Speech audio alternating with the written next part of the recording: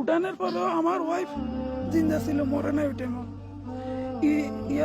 প্রথমে সনদ ন্যাশনালে দিছে, ন্যাশনালে বলতেছে তোমরা প্রাইমে নিয়ে যান। সনদ ন্যাশনালে বলতেছে এই জিন্দা আছে, শ্বাস লইতেছে, ওর অক্সিজেন লাগাইছে, অক্সিজেন টানতেছে। ন্যাশনালে বলতেছে ওরে জরুরি আইসিউর ভিতরে নিলে বাইছো।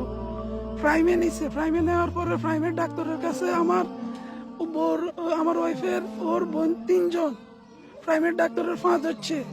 প্রাইমের ডাক্তার এক কথায় বলতেছে পুলিশ এই জায়গায় আসা ছাড়া আমরা চিকিৎসা করবো না। পা ধরে বলতেছে এর মরে যাইতেছে, এর একটু আইসির ভিতরে নেন, ওরা নেয় নাই। কি কারণ আমাদের দেশে আমরা বিদেশ দেখছি, কোন দুর্ঘটনা হয়েছে ফেরস্তার মতন 1 সেকেন্ড লাগে না, কেউ ফোন দেয় না, কেউ ফোন দেয় না ভাই। 1 মিনিটের ভিতরে ওরা আসি, সামান ফুড়ি যায়, সব চলে যায়। মানুষ কি আছে, ওরা আগুনের ভিতরে ঢুকে যায়, মানুষের বের করিয়ে নিয়ে আসে। আর আমার দেশের কানুন ডাক্তারে বলতেছে পুলিশে দাঁত না আসলে চিকিৎসা করবে না, এই মৃত্যুর সাথে লড়াই করতেছে।